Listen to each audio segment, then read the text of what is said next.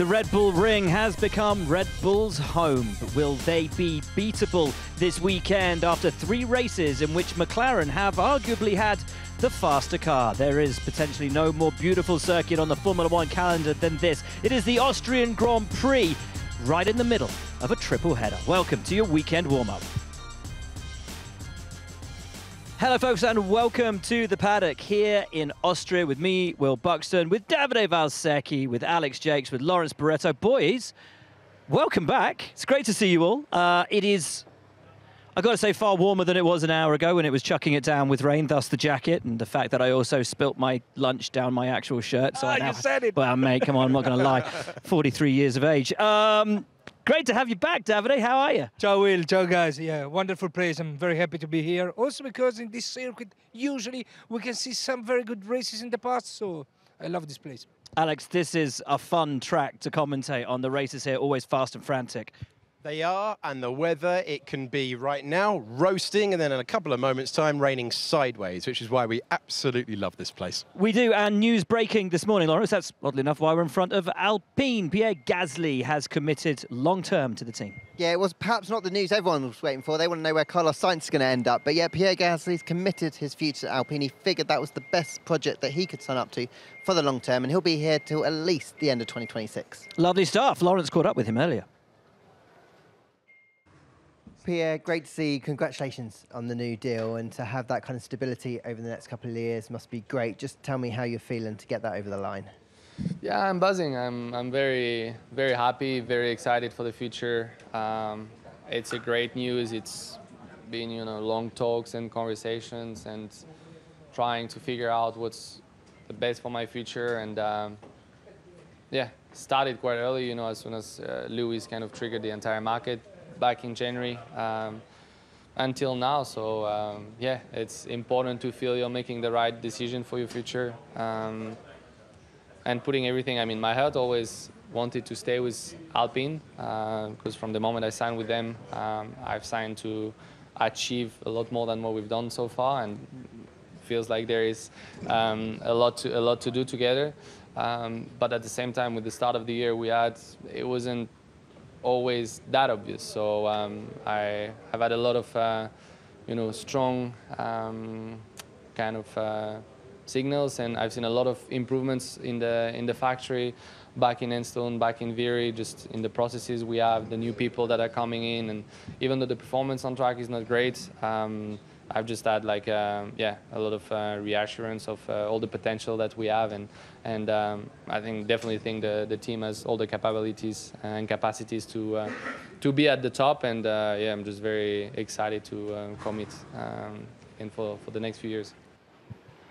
He makes a good point, and the trajectory of this team this season after a disappointing start to be just less than half a second off pole last time out in Barcelona really shows the work that's gone in here. Alex, what about his teammate, though, for now, Esteban Ocon? We know he's leaving the team at the end of the season.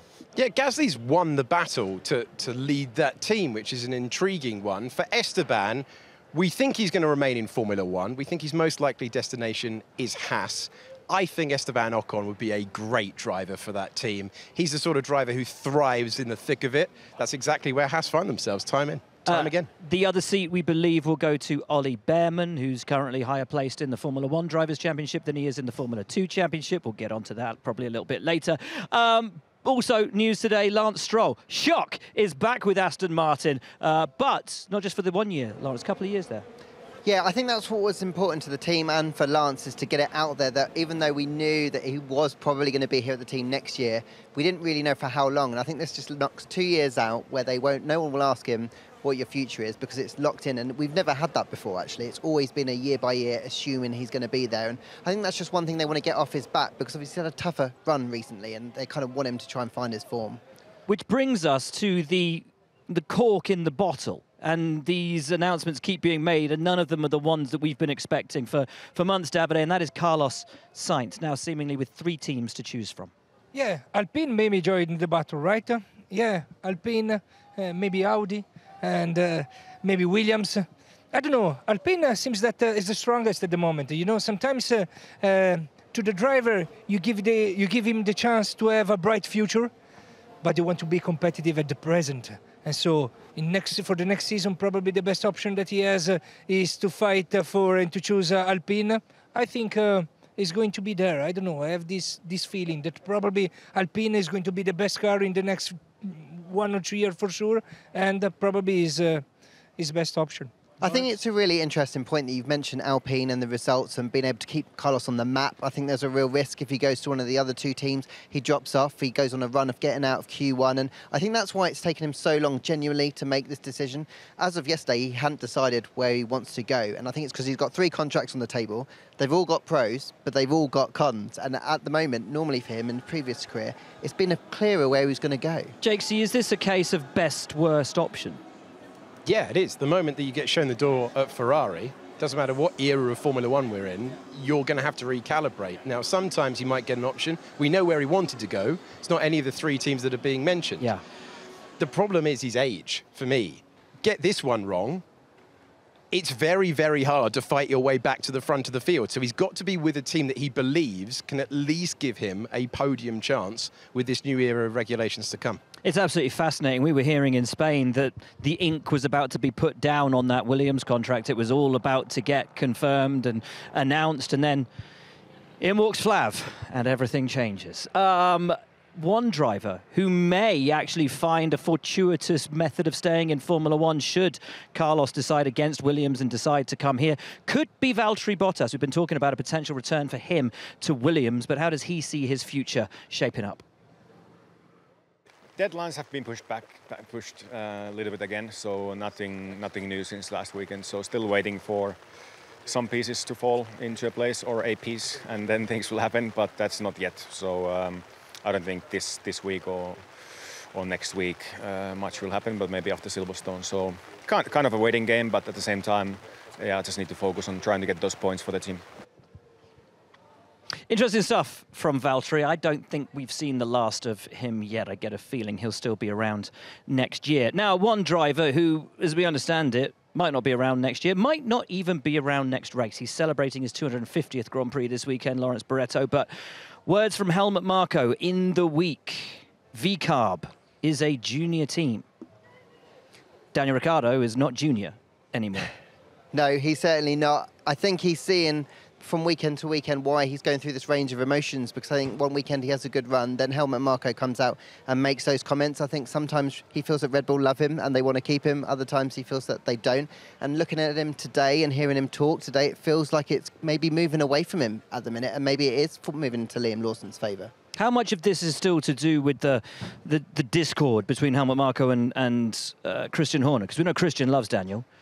And we know that Helmut has been pushing for Liam for quite a while. I think it is clear within that team there are different factions who want different drivers. I think there was a lot of pushing for Liam because of the job that he did when he stood in for Ricciardo when he was injured. And then there was a lot who are pushing for Ricciardo because they've seen what he can do previously at Red Bull. They've seen those flashes earlier this year when in the sprint, for example, in Miami. They know what he can deliver. So I think because of that, because it's not clear-cut again, that's why I think we're getting this indecision. But also, of course, Helmut's got to say good things about Liam Lawson. He's got to keep him happy, right? Because he doesn't want to lose him from the family in case anything changes in the short term. Yeah, absolutely. We've got to let you go. You've got to go and interview Lando for an interview that we will hear on the pre-race. Thank you very much.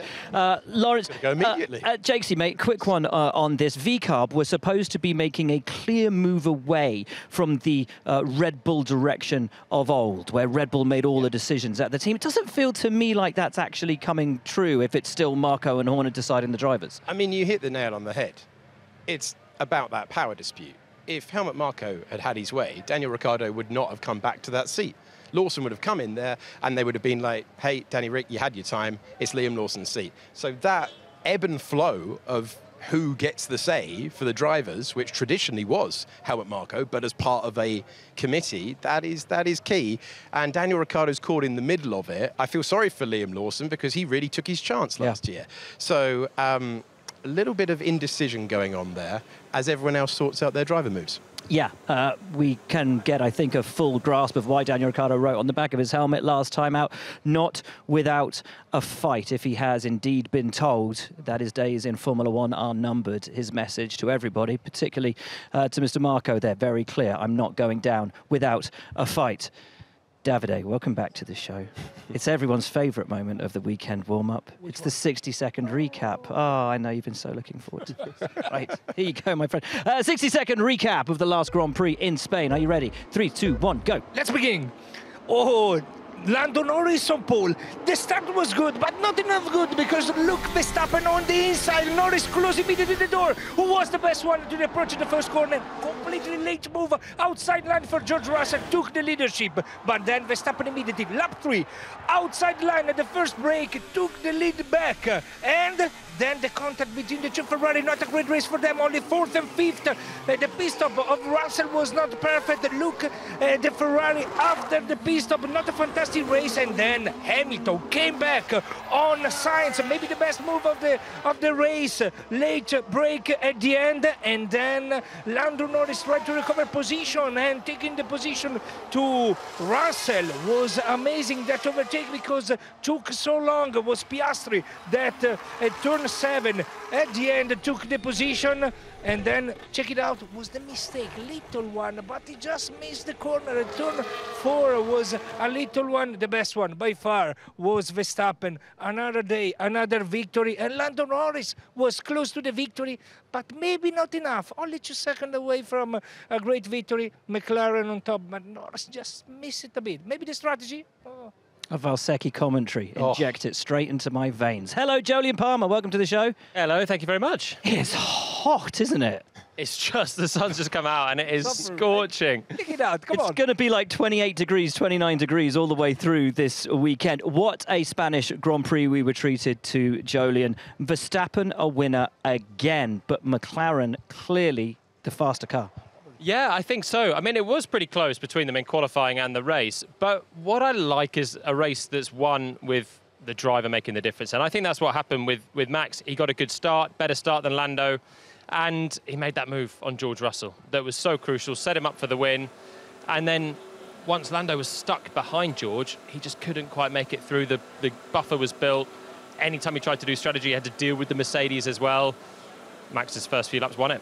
And this is it. If you want to know more about that, you can read Jolyon's insight into how it all came down in Barcelona on F1 Unlocked on F1.com. Davide, in an era where now it looks as though McLaren have the faster car, but Verstappen is still winning the races, how key is that level of perfection, of race-winning, championship-winning perfection that Red Bull knows so well? Yeah, so high. And they are just perfect. Maybe Red Bull now, they don't have the fastest car, but with Verstappen, they are just perfect in the details. The start, the pit stop, quickest of everyone, the quickest in Barcelona with both drivers. I mean, they are perfect in the timing of overtake. The engineer just suggests it's the right time, and Verstappen, bam, the attack for the leadership. I mean, perfect in the managing the tires. The little details that they are doing the difference, and Verstappen, okay, he avoids every time the mistakes. No mistake for him. 3 or 4 weekends in a row without any mistake. I mean, this man is making the difference. Ever since with since Jolyon, they are so close, but he's delivering just in a special way. I think ever since the end of 21, people have said about Max, it's the car, it's the car, it's the car. It's no longer the car, which I think is going to be fascinating for everybody watching on. Now, Red Bull did bring some upgrades to the last Grand Prix. Sam Collins is going to be taking a look at that in Tech Talk, but he has said to the team they need to redouble their efforts if they are to catch that gap back to McLaren. How's Lando Norris feeling, though, arriving here after 3 weekends where he could, maybe should, have won the Grand Prix? 3 podiums gained or 3 race wins, which race wins that just slipped out of reach? It depends how you think. You can think of it both ways, to be honest with you. I think there's been a great amount of points. I think as a team, we performed extremely well. But when you're a competitor and you're here to win and only here to win, and when you know what was possible and what wasn't, then yeah, I mean, I'm always going to think of what the highest possibility was, and that was to potentially win races. But that's potentially, and I think we're at a level now where everything has to be perfect. We're against one of the best drivers ever in Formula One, who's performing at an incredibly high level. And anything that was not perfect, like my start last weekend, you pay the price for, and simple as that. Simple as that, says Lando Norris. Alex, how much more decisive do McLaren need to be, though, in their strategic calls, as Davide was saying? Red Bull, from pit stops to pit wall, every facet of the operation of that team is perfection. Yeah, and well drilled at it, Will. Yeah. Consistently well drilled at it. They've got so many more reps at fighting at the front. This is week in, week out for them. McLaren, we're still going to some races like Canada a couple of weeks ago. They hadn't scored points there in a decade. Yeah. So McLaren have waited a long time for this chance, but I think operationally the team will now want to see those minor mistakes minimised, because you can't afford a minor mistake when you're at the front of the field. This isn't the battle for third or fourth in the Constructors anymore. This is the battle for the Formula One World Championship, and as a result, mistakes have got to be minor. And even mistakes that we wouldn't normally call mistakes have got to go. Yep. Lando always runs well here, Jolyon. He loves this circuit. What are you expecting from him, from the team here? I think it could be potentially favourite to win, having seen the pace in Barcelona. Their car is an all-rounder. It was quick in Monaco, it was quick in Canada. Bumpy tracks, smooth tracks, slow corners, fast corners. They're probably the best all-round car. This track is half fast corners, half really slow speed corners. That'll be fine. There's some bumps as well. There's some big curbs that you can take, particularly on the low speed. So I think it might really suit them, and particularly Lando, who, as you said, always flies here, had a podium here, this first podium in the McLaren days when he had the 5-second penalty, hammered in fastest lap at the end, and managed to get it. Yep, 2 chances this weekend. It is, of course, a sprint weekend in Formula One. Here's your Drivers' Championship as we come into this round of the Formula One World Championship here in Austria. Lando Norris moving up into a career-best 2nd place as Charles Leclerc drops down, guys. Big moves, big changes. Perez down in P5. We know he needs to do more, and Stroll chasing the top 10 just down there in P11. Much of interest in the Drivers' Championship table. When we talk about how well things have gone for McLaren of late, Davide, what's the Italian press saying about for Ferrari? Because last time out, let's be honest, 4th fastest. Yeah, they were not quick enough, to be honest, Ferrari in Barcelona. And then probably the attitude of the driver also was not amazing, because they had a little contact during the race. But then just after the race, Leclerc complained about the aggressive move that Sainz did it on him the lap 3 or 4. And so maybe the atmosphere was not fantastic. Okay, Leclerc knows that he had to manage the tires at the beginning of the race. He got surprised about the attack of Sainz. So the atmosphere just at the end of the race was not very positive. It was the opposite of McLaren, to be honest, where there is Lando that is still fighting to get better. In Ferrari, they argue a bit about strategy, about management of tires, about drivers. So I don't know. The update that they bring in Barcelona seems that they worked, but not enough to try to fight Mercedes and Red Bull and McLaren also. We'll see here. I mean, in the past, Leclerc had some amazing race here. Yep. Yeah, you commented that, and was just perfect Ferrari 2 years ago. So I hope that it can be a positive weekend for them, also because they need it. I mean, they need it. To fight for something more important than third, you need victory and podiums. You see. Charles looked a bit rattled, can we say, last time out in Spain. That bizarre moment earlier on in the weekend, for which he was lucky to escape with a reprimand rather than a grid drop. I found that a very odd sort of circumstance. A, for Charles to get himself into, and B, the result of that, going against the team decision on strategy, saying he wanted the soft rather than the hard. The right decision to take, ultimately. But Alex, how much of what you're seeing in Charles over that Barcelona weekend was at odds to the Charles that you know and you've commentated on for such a long time? Yeah, the incident where he's throwing his car into the path of another car in practice, completely out of character. But I think it speaks to where Formula One is as a whole, not just Charles, but where Formula One is as a whole. It's now ultra competitive. It's now in a position where fine margins have become even finer margins, and that only just ratchets the pressure up on everyone. We heard Mercedes getting tetchy with each other without laps. You just don't get that normally, and then suddenly, when around here, such a short lap, it's going to be thousandths of a second again. It just is. Going to be hundredths and thousandths of a second. That is when you see your character really tested, and that is why I think it's getting a little bit fraught at Ferrari. As Alex said, Jolyon, some fraught words between the Mercedes drivers, but their car is now competitive. Locked out the second row of the grid, the front wing's working, the floor upgrade seems to be working. From out of nowhere, that eureka moment seems to have put them back in the mix. Yeah, I don't think anyone was really expecting it, and then Canada came and it showed that they could do it. I think Barcelona showed that it's genuine and they can do it on a conventional racetrack as well as a bit of an outlier in Montreal. I think this one, again, because there's two parts to the track, Canada's only low speed, bumping over curbs. They can set the car up for that, and they did with Russell's pole. Barcelona's pretty much only high speed now. There's no low speed corners really in Barcelona. Even the turn 10 hairpin went, the Mickey Mouse chicane went. So it was only high speed, medium speed. Yeah. And they set the car up for both dynamics, which is pretty much half low speed, half high speed here. It's the only remaining question, but it looks like they've got a great handle on it. Both drivers certainly well up for the fight now. Let's hear from both drivers. We can hear from George Russell and Lewis Hamilton. Yeah, I think the sprint race has come at a good time for us, and we feel like the last 3 races have been really positive for us.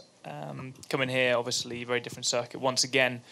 I think Ferrari will probably be pretty competitive. They've been very good here the last couple of years, but just, yeah, you know, we feel really excited to be back in this mix. We know, I think, you know, McLaren and Red Bull are still a little bit ahead of us, but it swings quick, and we saw in Montreal that we were probably the most competitive. So let's see what this weekend brings. On these weekends where you've got the sprint race, gives you a few more opportunities to have a bit of fun and put the car on the limit. And I think just with the cars nowadays, they're just a bit more on knife edge, or at least ours has been, or mine has been with the setups that I've been putting on it. But I think we're getting to a good place. The engineers are doing a really great job. Ah, lovely stuff from the Mercedes drivers. Look, there's Lawrence Barretto interviewing Lando Norris. You can see that on your pre-race show. It's going to look awfully weird with us standing in the background. Yeah, good luck cutting around that. Edit team are going to be very appreciative we've just gone and done this.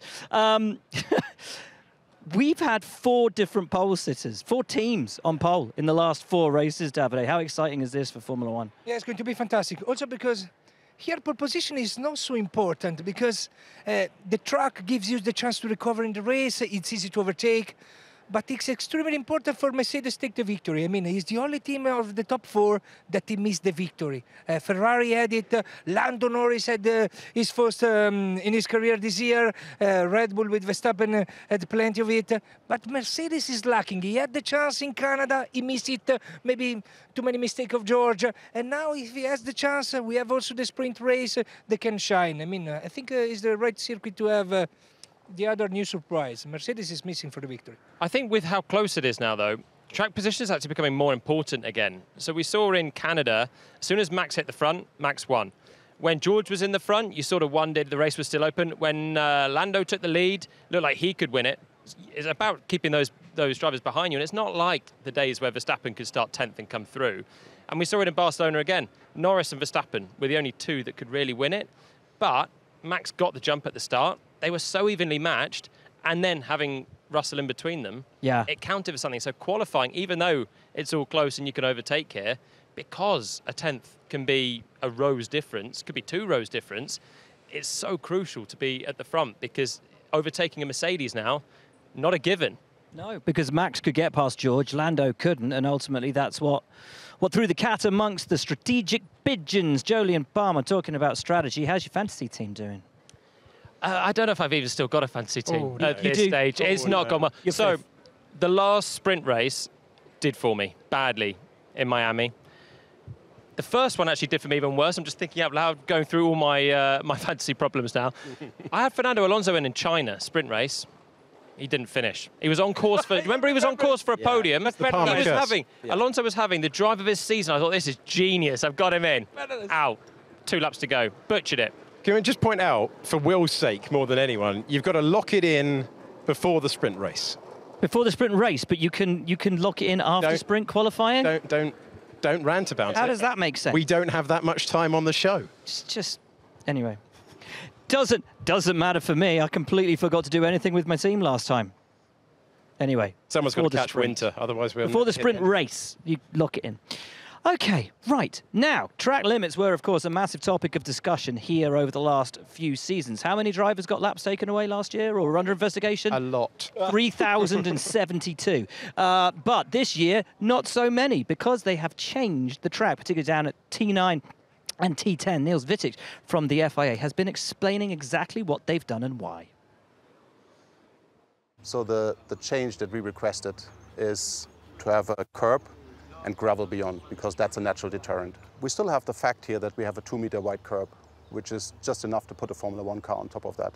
But that means if you put half the wheel in the gravel, you might be to the left of the white line, which then makes it a track limit.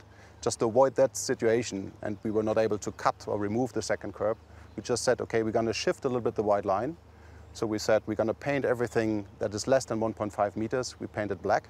Say that's, let's say, shorten or artificially shortening the curb. Then we have the white line, and from the white line until the gravel, it's 1.5 meter. So that's throughout all categories. No car is wider than that, or smaller than that, let's put it like that. So there should be no track limits anymore. And the light blue line that you see is just to separate, to clearly identify if a wheel is off. There we go. So there is both a physical deterrent and now an AI deterrent as well, which will be checking on those final two corners. I think they've got that pretty right. Yeah, for me, it's perfect. For me, the perfect scenario is to put the gravel everywhere, but you cannot, because in this place they race a motorcycle, and so they don't want to have it. But I think the solution adopted is perfect, and we are going to enjoy the race without remembering, this man went wide, you know, all this type of discussion that we don't love it. So I think they did the right job. I'm waiting for tomorrow to check it out. Jacques, Aston Martin, we stand in front of them here today. Canada, they got both cars in the points. Barcelona, they weren't expecting it to be good. It really wasn't good, and they're not expecting this or the next one to be any good either. How have they dropped so far from where they were last year as consistent podium challengers? Well, last year was built on making up for lost time, but conceding a bit of time at the start of the year, bringing an update, and then getting a leap on everyone, much like McLaren did 1 year ago when they brought the car to Lando. Can't do that anymore, right? They've had their silver bullet, they've caught up, and then it's incremental gains. They're making incremental gains. The problem is that everyone's making better incremental gains, and that's where Aston Martin are. They're going to have to find more with every single update. They haven't so far, and that's why they're expecting a tough June into July. Williams have announced a raft of technical appointments today. Matt Harmon has joined, formerly of Alpine/Renault. Did you work with Matt back in the day? Nope, he came after me. Came after you, okay.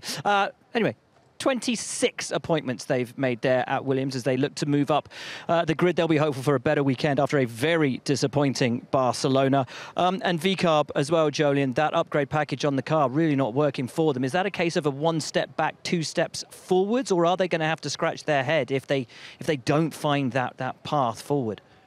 Well, we've seen with Aston Martin, no more than anyone else, how upgrades are not guarantees of performance. And VCARB, they did just struggle in Barcelona. But they're also a team that go well in low-speed tracks more than high-speed circuits. And so, like I said, Barcelona, there's no low-speed corners. You go to a Mexico, they were flying before. Go to Canada, Ricciardo qualified 5th. These sort of low-speed, without any high-speed circuits really suit them. So I think it was probably a double whammy. The upgrades certainly didn't perform well for them. But also sometimes it takes a race or two to unlock everything. Mercedes brought their front-wing upgrade to Monaco. We didn't see it being unleashed and get them to the front of the field until the next race in Canada, and then you can make gains on it. And the same with Alpine in the past as well. McLaren, probably the dramatic team that bring an upgrade and bam, become race winners. But most teams, it takes a few races. I don't think all is lost at VCARB. This one they need to bounce back on. Davide, Sauber last time out thought it was their best shot at points. They missed out. But Haas, Nico Hülkenberg has finished 11th 5 times this season, so close to the points. Yeah, not very lucky in the last few races. The first races of the season, every time he was in the small point, 9th, 10th, or so, was able every time to take some points from his race. In the last few, seems that the car dropped just a bit. It's a question of tenths or maybe less, but they need to find some performance. Also because car in front, there are many. We have the two Red Bull, the 2 McLaren, the 2 Ferrari, the 2 Mercedes, and then they are already 8. And then we have Alpine that at the moment is performing in the last few races. I mean, you run out of points checking the situation. So you need to be the best driver to use also the condition and sometimes use the chance that give you the circuit or maybe the incident. Remember, Hülkenberg in this track always deliver it very well. So I think it can be a place where he can take some points in the race. Fair sprint last year. Looked great, didn't he? Yeah. Right, you can hear from both Haas F1 drivers during the weekend, I believe both in the pre-race show. JC, we touched very briefly on Williams and those technical appointments. Yeah. It was a horrible Spain for them. Can they bounce back here? Yeah, they can. I think they'll be glad to be rid of Spain, because that was really chastening. From going for the mix in points in Canada to being plain slowest in Barcelona, that was tough, but no, they'll enjoy it. Logan Sargent's a Formula 2 winner around this circuit previously in his career, so he's got form around this racetrack. That's the confidence that he needs coming to a venue. And then Alex Albon, anytime he's got an opportunity, you know he's going to take it. Also proven in his junior career around here.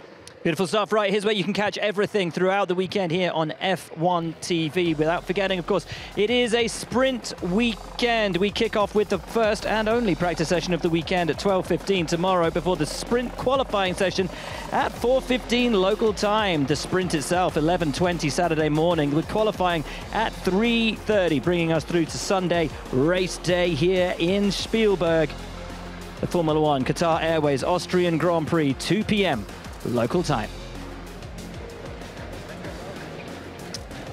Right, that is pretty much it. A rogue Lawrence Barretto reappears in the image. Guys, predictions for the weekend, please. Lando Norris win, Oscar Piastri second. This is bold. He's spent 10 minutes at McLaren and they've brainwashed him. Max Verstappen third. Oh, right. My goodness. Jolyon. I was going to go Norris win as well. Verstappen second, Leclerc third. I'm going to go for Max Verstappen to win the Grand Prix. Lando Norris second, Charles Leclerc third. Davide. Max Verstappen, Norris, Russell. Okay, I was going to go with Norris, Verstappen, Piastri. Okay. We're all pretty close. We're all there. We're all there or thereabouts. Lovely. Right. Thank you so much, folks, for tuning in. Guys, thank you so much for your insights. As always, you can catch us all for the remainder of the weekend here in Austria, where apparently I won't need my jacket and must remember not to drop my lunch down my shirt. Enjoy. It's always a brilliant one here. High-speed circuit, high-speed thrills. Who will come out on top at the Austrian Grand Prix? That's your lot. We'll see you over the weekend.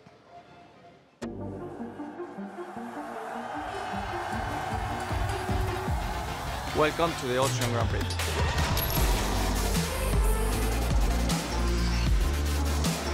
The Red Bull Ring.